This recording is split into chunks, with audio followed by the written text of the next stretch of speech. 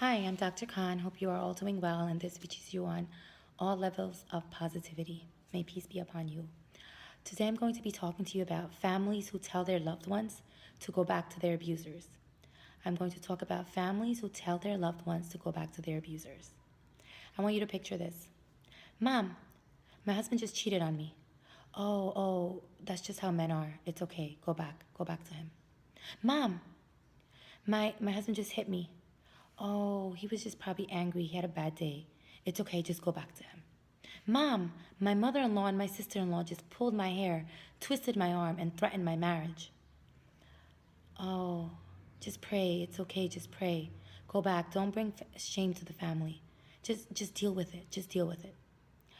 If you come from some particular family dynamics or cultures, you know what I'm talking about.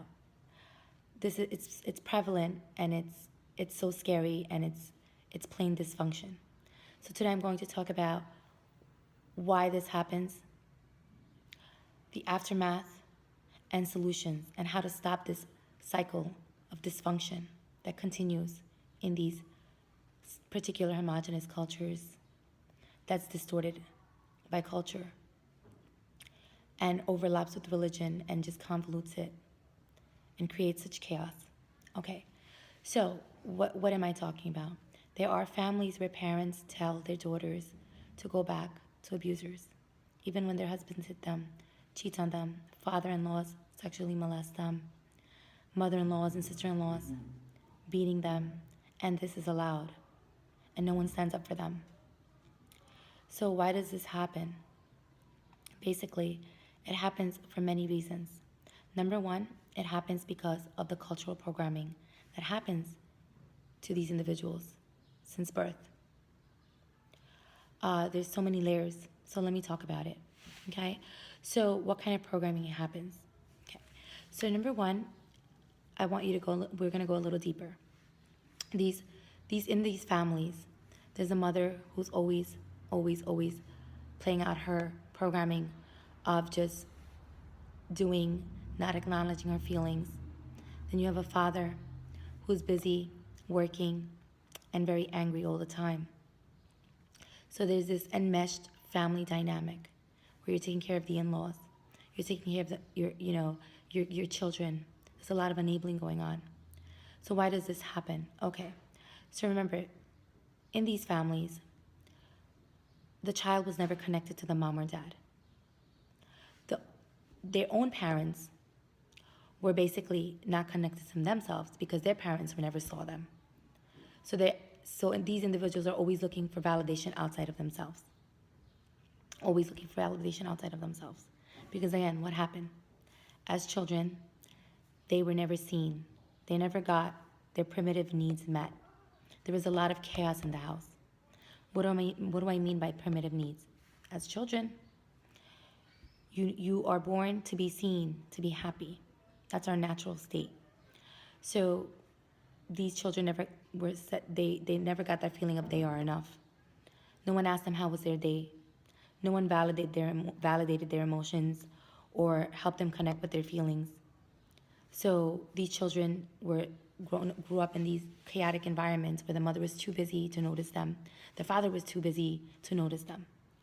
So what ended up happening was these individuals never connected to their feelings. And there was so much chaos in the house.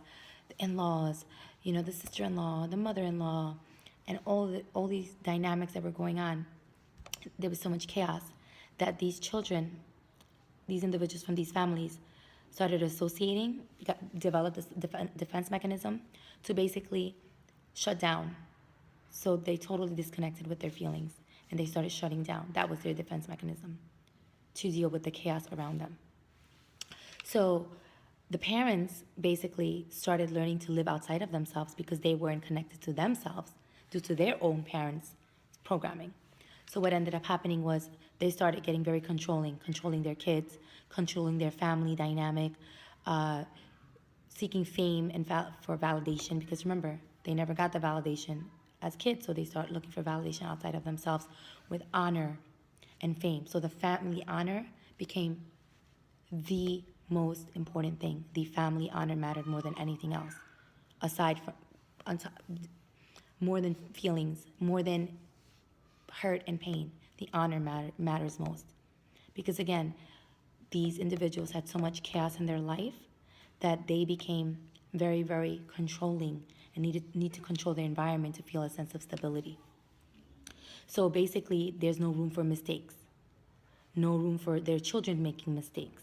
And you see how this cycle continues and continues and continues. It's quite sad. It's extremely sad. So this is why this happens. This is why this happens. So now, when their daughters come home and say, "Oh, my husband is cheating on me and beating me," honor surpasses the hurt and pain their daughter or their son is in at that moment. So it's such a sad cycle. It's such a sad cycle. So what happens is these kids in these families, these dynamics, are in this flight and fight mode all the time because there's so much chaos everywhere and there's no sense of stability.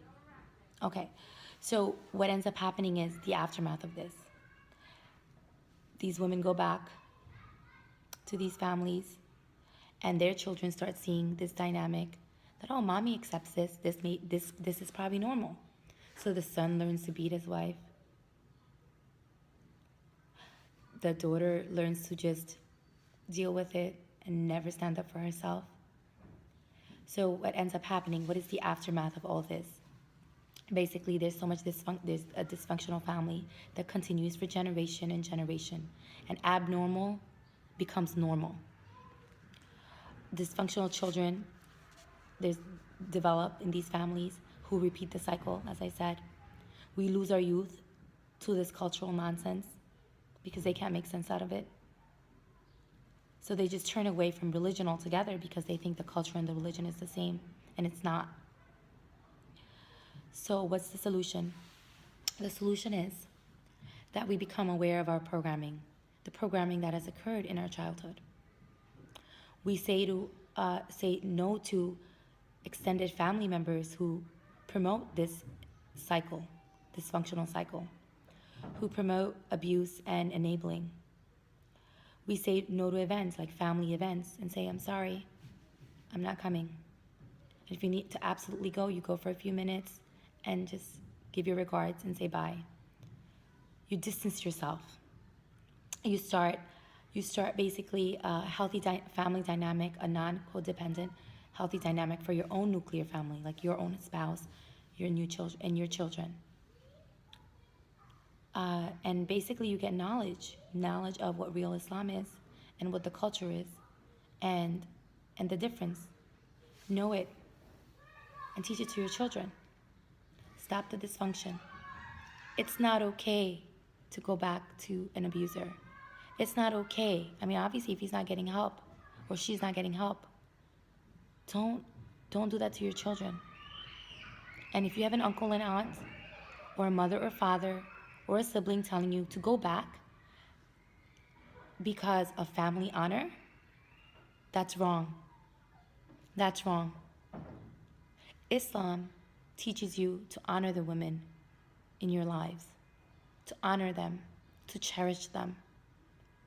So if the culture is telling you something else, know that that's the programming. The programming. All right, I hope this helps, and hope to see you guys soon. Take care.